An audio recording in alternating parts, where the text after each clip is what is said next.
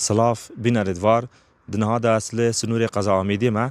وکدیار اف چند روزه که چند دنگوه که ده سوشال میدیای دا بلاف بونه که بحث لوه که ده تکنن که جارا کادی شر و آلوزی و بردومان لسنور قضا آمیدی جلای هیزن ترکیه و پککی و روی دایا لی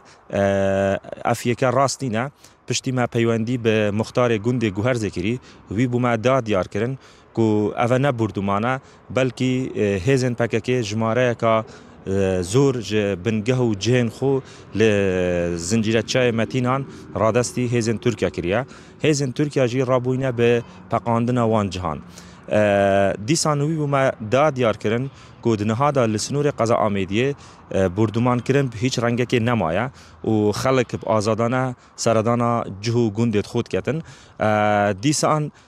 وی خواست که اف پروسیساهانه بشوه که گشتی لسنور بهدینان به تمامی بکویت وار جبجه کرنه دا که جارا که دی خلق آزادانه سردانه گند و